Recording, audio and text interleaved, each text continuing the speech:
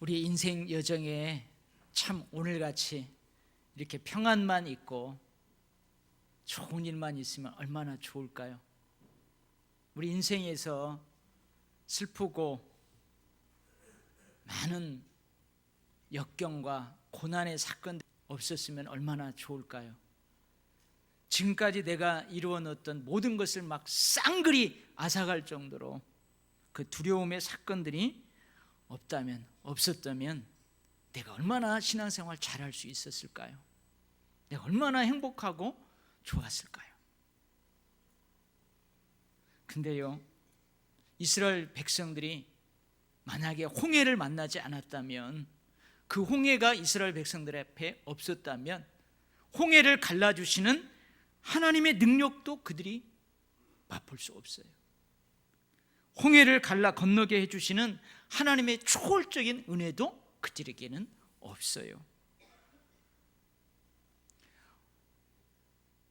홍해와 같은 고난의, 슬픔의, 두려움의 사건들, 여러분 그것들 만나면 우리 두려워요. 진짜 두려워요.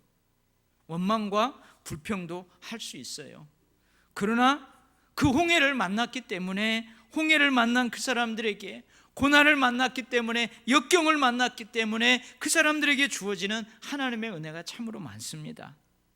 그래서 우리가 만나는 고난과 역경, 여러 가지 시련들 안에는요, 하나님이 보물을 감추어 두었어요. 우리는 그리스도인들이에요. 우리는 하나님의 인도하심과 돌보심 속에서 살아가고 있어요. 그래서 우리는 축복받을 때만, 형통할 때만 기뻐하고 즐거워하는 게 아니에요. 고난 중에도, 역경 중에도, 슬픔과 두려움 중에도 묵묵히 그 장애물들과 맞서서 하나님의 지팡이로 그것을 가르며 여전히 기쁨과 즐거움과 믿음을 잃지 않는 것입니다. 예배의 자리를 떠나지 않는 거예요. 할렐루야.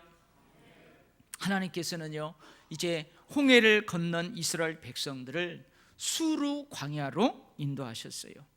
근데 이 수르 광야에 들어선 지 며칠이 지났냐면 3일이 지났어요.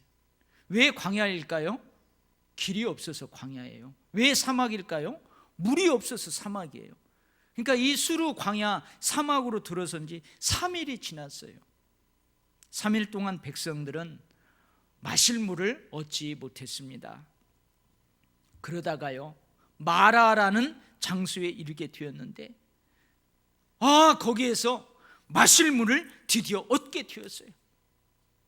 그런데 가서 보니까요, 백성들이 3일 동안 물을 보지 못했는데 마라라는 곳에 딱 이래갖고 물이 있는 거예요. 모든 백성들이 막 엎드려서 물을 마시려고 하는데 먹지 못하는 물이에요. 오늘 성경은 써서 마시지 못하는 물이라고 기록되어 있는데요, 마시려고 딱 엎드렸는데 막 물에서 악취가 나고, 그리고요 너무나 짜서 먹지 못하는, 가장 좋지 못하는 쓴물이었어요.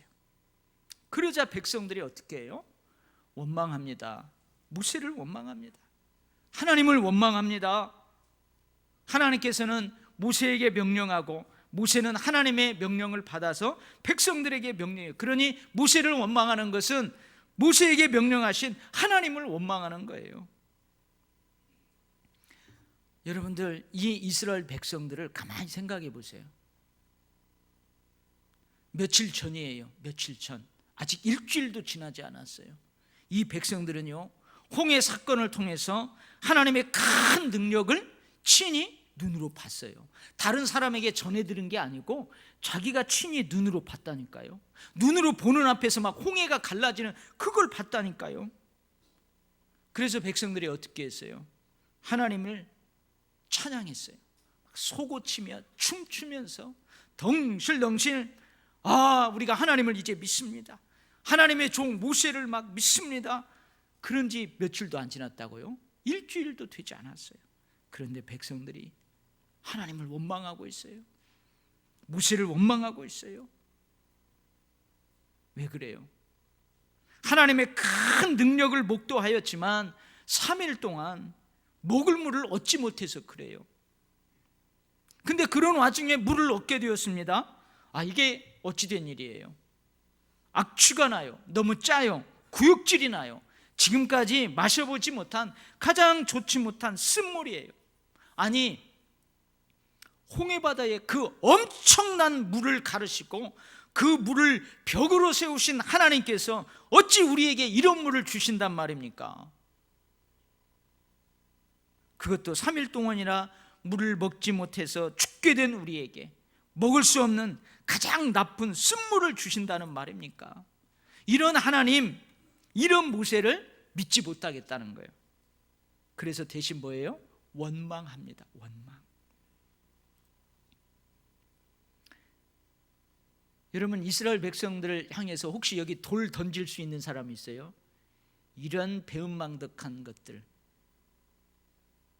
일주일도 안 됐는데 그까이 것 조금 물 못 마신다고 하나님을 원망해? 하면서 이렇게 돌을 던질 수 있는 분 아마 없을 거예요. 여러분들도 가만히 돌아보세요. 우리들도 한번 돌아봐요. 하나님이 축복 주실 때는 좋아하고 조금 어려움 오고 힘들고 오면은 이런 불평하고 원망하고 예배 자리에 떠난 적 있잖아요. 그죠? 그러니까 어떻게 보면요, 이 출애굽기를 보면서 여러분들이 그 이스라엘 백성들을 통해서 나 자신을 봐야 돼요. 그래야 은혜가 됩니다. 이런 상황에서 모세가 할 수 있는 것이 무엇이겠어요? 기도밖에 없어요. 그러자 하나님께서 모세에게 한 나무를 보여주세요. 여기에서 여러분, 한 나무를 보여줬다는 것은 그 나무 한 그루만 보여줬다는 게 아니고 제가 읽기는 한 종류의 나무를 보여줬어요. 그래서 어떻게 해요? 모세는요, 백성들에게 명했을 거예요. 저 종류의 나무 잎, 열매, 껍질 모두 다 잘게 썰어가지고 저 먹지 못하는 가장 나쁜 쓰디스 물에 던지라. 그렇게 쓸 거예요. 그러자 그 쓴물이 먹을 수 있는 단물로 변하게 되었어요. 하나님께서 보여주신 그 나무에 물을 정화하는 어떤 성분이 있었는지 모르겠어요. 우리 어렸을 때 냇가에서 고기 잡아봤거든요. 근데 그때 어린 우리가 무슨 고기를 잡아요? 그러면은 그 냇가 저 위쪽에 있는 무슨 풀을 뜯어가지고요, 큰 돌 위에 놓고 그걸 막 이렇게 찧어요, 그 풀을. 그리고 거기에서 나오는 즙을 물에다 풀으면요, 한참 있으면 고기들이 막 기절해가지고 떠올라요. 그거 해봤어요? 안 해보셨군요. 그런 것처럼 이 나무가 물을 정화시키는 어떤 특별한 성분이 있었는지도 몰라요. 아니면은 하나님께서 보여주신 나무는 단지 하나님의 능력을 나타내는 도구로 사용되었을 뿐 특별한 어떤 의미가 없을 수도 있어요. 근데 분명한 것이 있어요. 그 분명한 것이 뭐냐면 이 쓴물이 단물로 변하게 된 것은 하나님이 거기에 개입하셨기 때문에 그렇다는 거예요. 하나님이 거기에 개입하셨기 때문에 여러분, 쓴물이 단물로 바뀌게 된 거예요. 하나님께서는 이 마라의 쓴물 사건을 통해서 나는 너희를 치료하시는 여호와라, 이렇게 말씀하세요. 자신의 백성들에게 치료하시는 하나님으로 나타나셨어요. 치료하는 하나님께서 백성들에게 말씀하세요. 뭐라고 말씀하세요? 앞으로는 너희들 물 잘 마셔라. 너무 급하게 마시지 말고 꼭꼭 씹어서 마셔라. 마치 여러분, 그 물을 급하게 못 먹게 어떻게 해요? 이렇게 바가지에다가 물을 한 바구니 떠가지고 거기다가 급하게 먹으면 안 되니까 뭘 띄워요? 버드나무 잎을 싹 띄우는 것처럼 하나님이 그런 말씀을 하셔야 되는데 우리가 봤을 때는 엉뚱한 말씀을 하시는 것 같아요. 뭐라고 말씀하시냐면은 내 말을 들어 순종하라. 내가 보기에 의를 행하라. 내 명령에 귀를 기울이라. 내가 명하는 모든 규례를 지키라. 그리하면 애굽 사람에게 내린 모든 질병 중 하나도 너희에게 내리지 아니하리라. 이런 엉뚱한 말씀 같아요. 근데 여러분, 이 말씀을 이스라엘 백성들이 가슴에 잘 담았어야 돼요. 마실 물로 인해 하나님과 모세를 믿지 못하고 원망했던 백성들, 치료의 하나님으로 나타나신 하나님을 친히 경험한 백성들은요, 이후에 어디에 도착해요? 엘림이라는 곳에 도착해요. 근데 엘림은요, 이 마라하고는 비교도 되지 않는 오아시스예요. 사막의 파라다이스예요. 거기에 뭐가 있었대요? 물샘 12이 있었대요. 12. 여러분, 이것을 어떻게 오늘날 읽어야 하냐면, 여러분 이 앞에 주유소 있잖아요. 주유소가요 12개나 있다는 얘기예요. 여러분 앞에 저 주유소가요 12개 있어 봐요. 어마어마한 거예요.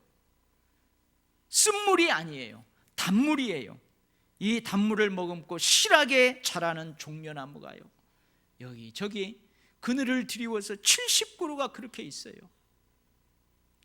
근데 성경에서 12이라는 숫자, 성경에 등장하는 70이라는 숫자는요, 완전을 뜻해요.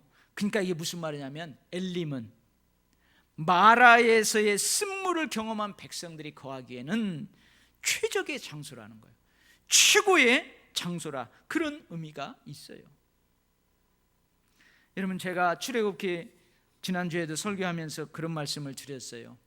우리 예수 믿는 사람들의 인생 여정을 이스라엘 백성들이 출애굽에서 광야를 거쳐서 저 가나안 땅으로 들어가는 그 여정에 비유하고 한다고 했어요. 그 여정에 비유한다고 그랬어요. 그래서 오늘 이 마라의 쓴물 사건도 이런 관점으로 읽으면서 함께 은혜를 나누려고 합니다. 여러분, 물이 얼마나 중요해요. 이 물은요, 예나 지금이나 그리고 앞으로도 진짜 중요합니다. 시편 1편에서는 복 있는 사람의 형통함을 뭐에 비유해요? 물이 풍부한 시냇가에 심겨진 나무로 비유하고 있어요. 물이 풍부한 시냇가에 심은 나무는 가뭄에도 잎사귀가 마르지 않습니다. 항상 물을 충분하게 공급받을 수 있기 때문에 그래요. 철철이 여러분 꽃도 피고 열매를 맺을 수 있어요. 왜 그래요? 물을 충분히 공급받을 수 있기 때문에. 이만큼 물이 중요한 거예요. 에스겔 4장에서는 하나님께서 에스겔의 환상을 보여주는데, 그 환상이 어떤 환상이냐면 하나님이 이스라엘 백성들을 회복하겠다 하는 그런 환상이에요. 근데 그 환상에 등장하는 것이 있는데, 그게 뭐냐면 이 성전 문지방에서부터 솟아나는 물이에요. 물. 지금으로 말하면 이 강대상에서요, 물이 펑펑펑 솟아나는 샘이 있다는 거예요. 이 물이요, 저 문틈 사이로 흘러가요. 근데 흘러가는 그 물이 닿는 곳마다 모든 것들이 다 되살아나요. 여러분, 이렇게 물이 중요한 거예요. 엘리야 시대 여리고 성읍의 물은 나빴어요. 성읍의 위치는 좋은데 물이 안 좋아요. 그래서 어떻게 해요? 막 잎은 잘 자라요. 그리고 그 나무 열매에 열매가 맺히는데 정말로 먹기 좋게 열매가 맺어요. 근데 저것이 익어야 되는데 익지 전에 뚝 떨어져 버리는 거예요. 왜 그래요? 물이 안 좋아가지고. 그리고 이 물로 자란 풀을 뜯어먹는 가축들이요, 갑자기 죽기도 해요. 그리고 이 소가 새끼를 베면은 유산되는 경우도 있고, 또 물을 마시는 사람들이 피부병을 비롯한 각종 원인을 모를 그 수인성 질병에 시달리는 거예요. 그러자 엘리사가 하나님께 기도합니다. 그래서 하나님이 응답하신 대로 물 근원으로 가요. 그 물이 어디서부터 솟아나는가, 그 물 수원지로 가가지고 거기에다가 소금을 풀어요. 그랬더니 물 근원이 고쳐졌어요. 우리 가끔 흙탕물을 식수로 쓸 수밖에 없는 그 아프리카의 어느 부족들 텔레비에서 보잖아요. 어린아이부터 노년에 이르기까지 이 물로 인해서 그 당하는 고통을 보게 돼요. 막 피부병이 생기고. 오늘 아마 우리 집에 물이 안 나왔으면요, 저 씻지도 못하고 왔어요. 여기 머리가 막 삐죽삐죽 할 거예요. 양치도 못하고요. 여러분, 오늘 여러분 집에 물 안 나왔으면요, 여러분들 냄새 풀풀 풍기면서 와야 돼요. 이만큼 물은 중요해요. 실생활에서 살아있는 사람과 가축, 짐승들, 초목의 생존에 있어서 물은 너무너무 중요합니다. 그래서 물은요, 몸의 목마름, 몸의 갈증을 해결해 주는 가장 기본적이면서도 아주 중요한 욕구예요. 백성들이 홍해 사건을 통해서 하나님의 큰 능력과 이적의 은혜를 친히 목도한 지 일주일도 채 되지 않았다니까요. 그런데도 3일 동안 물을 구하지 못하자, 물을 구해서도 먹을 수 없는 가장 나쁜 쓴물이라는 사실을 알고 어떻게 해요? 하나님을 원망했어요. 하나님을 의심했어요. 그만큼 사람에게 있어서 물이 중요하다는 거예요. 생존과 생명과 직결되어 있는 물이에요. 그런데 하나님께서는 이 마라의 쓴물 사건을 통해서 백성들이 아까 그랬죠. 엉뚱한 말씀을 하신다고. 너희들의 생명, 너희들의 생존을 보장해 주는 것은 단물이 아니다. 하나님 그렇게 말씀하시는. 단물만이 너희를 건강하게 하는 것이 결코 아니다. 이 단물만이 너희의 생명과 생존에 질병 없이 살아갈 수 있게 하는 것이 결코 아니다. 그렇게 말씀하시는 거예요. 물 없이 못 사는 우리들에게 내 말을 들어 순종하는 것, 내가 보기에 의를 행하며 사는 것, 내 계명과 규례에 귀를 기울이고 지키며 살아가는 것, 이것이 너희의 생명과 너희의 생존에 있어서 아주 중요하단다. 하나님은 그렇게 말씀하세요. 신명기 8장 3절 말씀입니다. 너를 낮추시며 너를 줄이게 하시며 또 너도 알지 못하며 내 조상들도 알지 못하던 만나를 내게 먹이신 것은 사람이 떡으로만 사는 것이 아니다. 사람이 단물로만 사는 것이 아니다. 여호와의 입에서 나오는 모든 말씀으로 사는 줄을 내게 알게 하려 하심이니라. 사랑하는 성도 여러분, 그리고 오늘 우리 교회 혹시 처음 이 예배 자리에 오신 분들, 여러분 단물만 가지고 사는 것이 아니에요. 하나님의 입에서 나오는 말씀으로 사람은 사는 줄 믿습니다. 여러분, 우리 인생의 여정에서 물로 비유될 만큼 아주 중요한 것이 있어요. 이 물에 비유될 만큼, 생명과 생존과 직결되는 이 물에 비유될 만큼 아주 중요한 것이 있어요. 그게 뭘까요? 어떤 사람은요, 그것이 돈일 수 있어요. 돈 없이 못 살잖아요. 돈일 수 있어요. 어떤 사람에게는요, 자식일 수 있어요. 자식일 수. 어떤 사람에게는요, 평판일 수 있어요. 사회적인 지위일 수 있어요. 어떤 사람은요, 권력일 수 있어요. 권력일 수 있어요. 비록 얼마 전 하나님의 큰 기적과 은혜를 친히 보았을지라도 물에 비유되는 이런 면에서 욕구가 충족되지 않는다면 사람들은요, 하나님 믿지 않습니다. 하나님을 의심합니다. 그러나 여러분, 이러한 욕구가 모두 충족되었다고 해봐요. 그래요. 내 손에 돈 많이 벌었어요. 어마어마한 돈을 벌었어요. 자녀들 행복하게 잘 나가요. 사회적 지위도 이 정도면 괜찮아요. 나에게 권력도 있어요. 모든 욕구가 충족되었다고 해봐요. 그 충족함이 생명, 생존의 안정과 평안과 행복을 여러분 보장해 주지 못해요. 끝까지 보장해 주지 못해요. 내가 죽은 다음에 그 죽음 이후의 사후의 세계를 보장해 주지 못한단 말이에요. 영생을 보장해 주지 못한단 말이에요. 왜 그럴까요? 우리는 영적인 존재이기 때문에 그래요. 우리 모든 사람들은 여기 지금 교회 안에서 예배드리고 있는 우리들이나 저 교회 밖에서 예배 안 드리고 있는 사람들이나 하나님을 인정하든 인정하지 않든, 하나님을 믿든 믿지 않든, 이 세상의 모든 사람들은요, 하나님의 형상대로 창조된 영적인 존재예요. 그래서 모든 사람은 떡으로만, 물로만 사는 것이 결코 아니라 하나님의 말씀으로 사는 거예요. 여러분, 여러분의 인생에서 한번 돌아봐 봐요. 가장 기쁜 때가 언제였을까요? 여러분, 가장 기쁜 때 언제였어요? 가장 행복한 때가 언제였어요?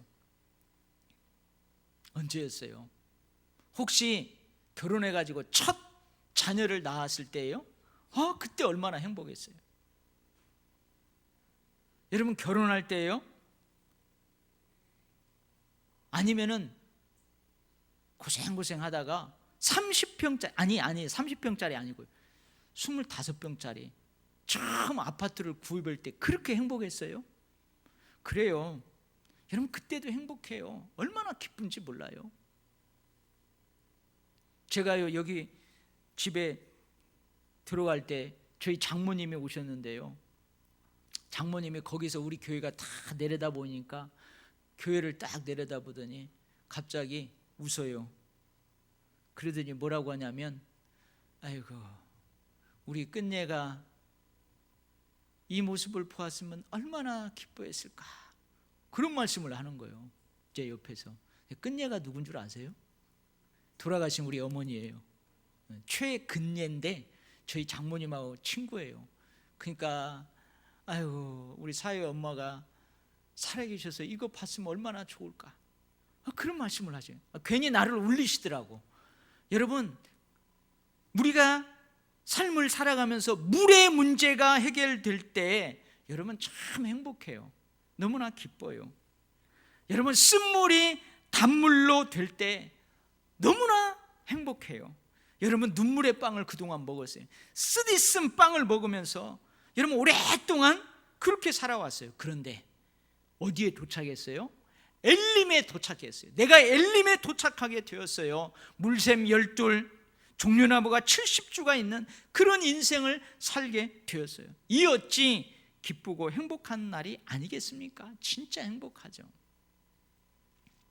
그러나 많은 사람들이 마라가 아닌 엘림에서도, 엘림에 사는데도 왠지 채워지지 않는 허전함, 공허함을 느끼곤 합니다.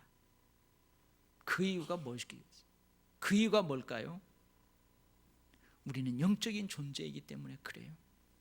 영적 존재가 가지고 있는 영적 욕구가 있기 때문에 그래요. 이 기본적이고 중요한 영적 욕구가 해결되지 않기 때문에 그래요. 우리 사람은요, 이 몸과 육체와 영혼으로 구성되어 있어요. 그리고 이 사람이 살아있는 한 이 몸과 영혼은 절대 분리될 수 없어요. 그러니 이 몸의 욕구, 이 육체의 기본적이고 중요한 욕구가 충족되었다 하더라도 이 영혼의 욕구, 영적인 욕구가 해결되지 않으면 결코 참된 만족과 행복을 느끼지 못하는 거예요. 하나님의 형상대로 창조된 영적 존재인 인간은 가장 기본적인 영적 욕구가 있는데 여러 가지가 있을 수 있는데 오늘 내가 두 가지를 소개하는데요. 한번 생각해 보세요. 하나님을 믿든 안 믿든, 하나님을 인정하든 인정하지 않든 사람에게는요, 이 기본적인 영적 욕구가 있는데 그게 뭐냐면 신에 대한 그리움이에요. 하나님에 대한 그리움이에요. 이 하나님을 향한 그리움을 일반적으로 말하자면 종교성이에요. 종교성. 근데 이 하나님을 향한 그리움은, 하나님을 찾는 그리움은 숨겨져 있어요. 그래서 평상시에는요, 내 주먹을 믿으라고 하고 하나님 없이도 살 수 있다고 하다가요, 위급한 상황에 나타나면, 위급한 상황이 되면 그때 이 그리움이 나타나요. 최악의 상황이 되면은요, 이때 나타나요. 그래서 제가 일부 예배 때는 그 얘기를 했는데요. 뭐라고 했냐면, 이렇게 그 나미아비타불 관세음보살 하시는 그분도요, 이렇게 쭉 가다가 갑자기 막 돌부리에 팍 걸려가지고 탁 넘어지려고 하면은 뭐라고 한다고요? 아이고 하나님, 그런다잖아요. 아이고 하나님. 그러니까 종교가 무엇이든지 다 사람들은 신을 향한, 절대자를 향한, 하나님을 향한 그 그리움이 다 있다는 거예요. 이게 채워져야 돼요. 또 하나는 뭐냐면요, 천국에 대한 그리움이에요. 영생에 대한 그리움이에요. 성경에서는 이걸 뭐라고 하냐면 더 나은 고향, 나의 본향이라고 기록되어 있어요. 천국에 대한 그리움. 근데 이 천국에 대한 그리움은요, 하나님이 뭘 통해서 보여주냐면 제가 늘 이야기하죠. 그게 뭐냐면 명절 때 여러분 고향 가요 안 가요? 비 오면은 고향 가요 안 가요? 가요. 눈 오면은 고향 안 가요? 눈 와도 가요. 추석 설 명절 때 비바람이 몰아쳐도 태풍이 쳐도 가요. 저 목포 섬에 사는 사람은요, 목포 대합실에서 비 그칠 때까지, 배 뜰 때까지 거기 며칠을 기다리면서도 기어이 그 섬 내 고향으로 간다고요. 24시간 고속도로가 꽉 막혀 있어도 가요. 왜 가요? 고향에 대한 그리움이에요. 이것을 통해서 뭐요? 더 나은 본향, 저 천국에 대한 그리움이 사람들 모두에게 있다는 그 이야기예요. 이러한 영적 욕구는요, 하나님께 쫓겨난 에덴 동산에 대한 그리움이에요. 우리 첫 인간이 에덴 동산에서 살았잖아요. 그리고 그 에덴 동산에서 평화롭게 함께 거닐며 대화했던 하나님에 대한 그리움이에요. 이 그리움이 있어요. 모든 인간에는 이러한 영적 욕구가 있는데 더 절망적인 것이 뭐냐면 이 욕구를요, 인간 스스로 해결할 수 없다는 거예요. 왜 그러냐? 하나님께서요, 사람을 에덴 동산에서 쫓아내시고 천사들 그리고 스스로 움직이는 불칼을 거기에 딱 두고 지켰었어요. 성경에는 뭐냐면 천사라고 안 쓰고 그룹들이라고 썼어요. 여러분, 이것을 결코 인간 스스로가 뚫고 들어갈 수 없어요. 그리고요, 하나님이 정해준 법 때문에 그래요. 이 법도 결코 인간 스스로가 어떻게 해볼 수 없어요. 그 법이 뭐예요? 법이 먹으면 죽으리라. 선악을 알게 하는 나무의 열매는 먹지 말라. 네가 먹는 날에는 반드시 죽으리라. 신약 성경에서는 이걸 짧게 이야기했는데 뭐요? 죄의 싹은 사망이다. 죄를 지은 인간은 반드시 죽는다. 그래서 저도 죽고 여러분도 죽고 우리 할아버지도 죽었고 우리 자녀들도 언젠가는 다 죽어요. 죄의 싹은 사망이기 때문에 그래요. 이것은 결코 인간 스스로가 어찌할 수 없는 법이에요. 하나님께서 정하신 법대로 한 번 죽는 것은 사람에게 정해진 것이에요. 그 이후에는 심판이 있을 뿐이에요. 이것은 결코 인간 스스로가 아닌 하나님 스스로, 하나님만이 해결하실 수 있습니다. 여러분, 이 죄의 문제를 우리가 어떻게 해결해요? 이 죽음의 문제를 우리 인간 스스로가 어떻게 해결해요? 오직 하나님만이 해결하실 수 있습니다. 그런데 하나님께서 이 문제를 해결해 주셨어요. 하나님께서는 하나님의 공의의 법이 아닌 하나님의 사랑의 법으로 해결해 주셨어요. 죄를 지은 모든 인간, 그래서 그 죄의 싹스로 죽어야만 하는 인간을 위해서 누군가가 그 모든 인간의 죄를 대신해서 죽음의 값을 지불하면 되는 거예요. 그런데 모든 인간의 죄를 대신해서 죽음으로 값을 지불할 그 존재가 사람들에게는 없어요. 사람들 사이에는 눈 씻고 찾아봐도 없어요. 그래서 하나님께서는요, 친히 하나님의 아들 예수 그리스도를 이 땅에 보내셨어요. 예수 그리스도를 통해 하나님의 평화로운 관계를 깨져버린 인간, 에덴 동산에서 영원히 추방당한 인간, 그 인간을 하나님께서 먼저 찾아오셨어요. 그리고 예수 그리스도께서 모든 인류의 죄를 담당하시고 그 죄의 싹스로 생명을 내어주셨어요. 죽음으로 모든 인간의 죄의 값을 대신 지불해 주셨어요. 우리 잘 아는 것처럼 구약 시대에는요, 사람이 죄를 지으면은요 어떻게 용서받아요? 하나님께서 용서받을 수 있는 그 자리를 마련했는데 그게 뭐냐면 속죄 제사예요. 속죄 제사. 죄를 지은 인간이 죄의 값으로 생명을 내어놓고 죽어야 돼요. 내가 죽어야 된다 그 말이에요. 근데 내가 죽을 수 없잖아요. 그러니까 하나님께서는 어떻게 해요? 죄를 지은 인간 대신 짐승을 죽이라 그렇게 해요. 그래서 그 피로 너를 용서하겠다 그래요. 그래서요, 죄를 지은 인간이 대신 죽을 짐승의 머리에 안수를 해요. 내 죄를 거기에 전가시키는 거예요. 그리고 내 대신 그 짐승이 죽고 나는 용서 안 받고 사는 거예요. 구약의 속죄 제사의 제물은 이 제물인 짐승은 바로 예수 그리스도를 예표합니다. 예수 그리스도를 상징합니다. 죄를 지은 인간인 내가 죽어야 합니다. 그러나 내 모든 죄를 예수 그리스도께서 대신 감당하시고 생명을 내어주셨어요. 내 대신 죄의 값을 지불하시고 죽으셨어요. 그리고 나는 죄를 용서받고 살았어요. 이것이 바로 예수 그리스도의 십자가의 사건이에요. 여러분, 저 일주일 동안 살면서 죄 많이 지었어요. 저 죽어야 마땅해요. 근데 예수 그리스도 때문에 오늘 제가 여기에 이렇게 서 있는 거예요. 할렐루야. 하나님이 세상을 이처럼 사랑하사 독생자를 주셨으니 이는 그를 믿는 자마다 멸망하지 않고 영생을 얻게 하려 하심이라. 여러분, 예수 그리스도를 통해서 우리가 다시 하나님과 화평을 누릴 수 있는 그 길 열어주셨어요. 그 길을 열어주셨어요. 하나님께서는 예수 그리스도를 통해서 다시 천국에 들어올 수 있는 문을 열어주셨어요. 죽어도 사는 부활의 생명을 우리에게 주셨다, 그 말이에요. 믿음을 통해서 하나님과 화평을 누릴 수 있어요. 그 길이 열려 있어요. 하나님의 자녀가 믿음을 통해서 돼요. 예수 그리스도를 믿는 믿음. 여러분, 하나님의 자녀, 하나님의 가족이 사는 데가 어디예요? 바로 천국이에요. 볼지어다 내가 문 밖에 서서 두드린다. 여러분, 하나님께서는요, 때로는 설교를 통해서, 때로는 전도자를 보내어서, 때로는 여러분의 인생의 여정에서 기쁜 일을 통해서, 슬픈 일을 통해서, 때로는 주변에 예수 믿는 사람을 통해서 계속 여러분의 마음을 노크했어요. 두드렸어요. 내가 길을 열어놨는데 왜 그 길을 모르고 그러고 있느냐.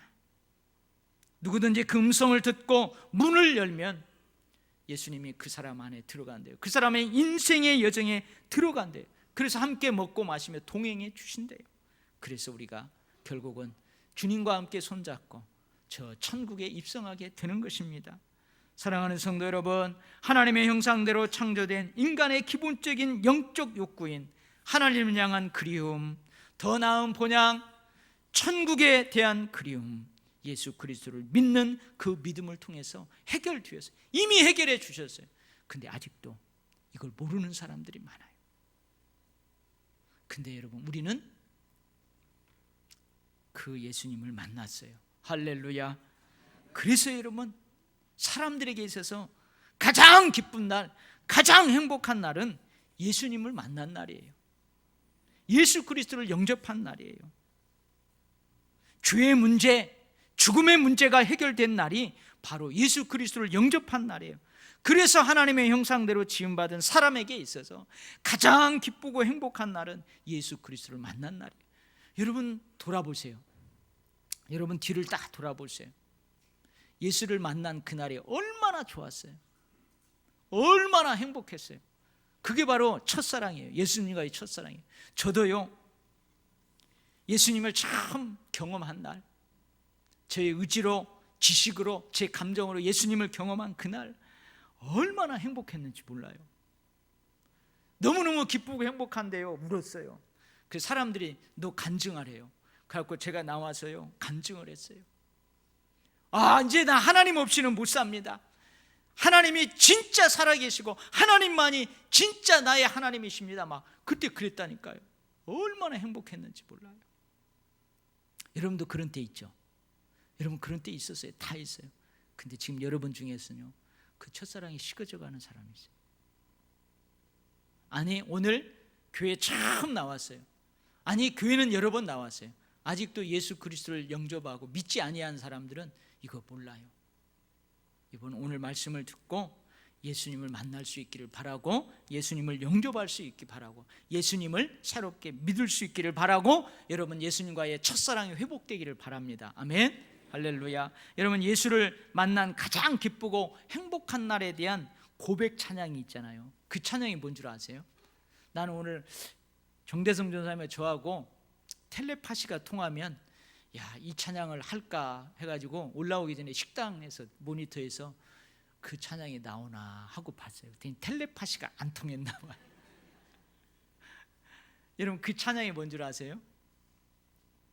많은 사람들, 참된 진리를 모른 채 주님 곁을 떠나갔지만 내가 만난 주님은 참 사랑이었고 진리였고 소망이었어. 난 예수가 좋다오, 어쩔시고 좋고 말고 난 예수가 좋다오. 여러분, 이 찬양 있잖아요. 제가요 진짜 목소리도 좋고 음도 잘 다스리면 여기 앞에 나와서 막 춤추며 하고 싶은데, 여러분, 이게 예수를 만나가지고 하나님과의 관계가 회복되고 죽어도 사는 부활 생명을 가지고 천국이 내 것이요, 이 기쁨을 맛본 사람이 고백한 찬양이에요. 무거운 짐진 자 다 내게로 오라, 내가 너를 쉬게 하리라. 이 길만이 생명의 길, 참 복된 길이라. 항상 내게 들려주셨어. 난 예수가 좋다. 그리고 3절이 중요해요. 그대가 만일 참된 행복을 찾거든 예수님을 만나보세요. 그분으로 인하여 참 평안을 얻으면 나와 같이 고백할 거요. 뭐라고요? 난 예수가 좋다고. 난 예수가 좋다고. 할렐루야. 기도하겠습니다.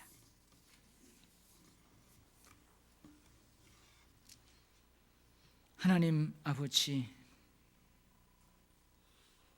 내 인생에서 홍해를 갈라주신 하나님의 은혜가 있었습니다.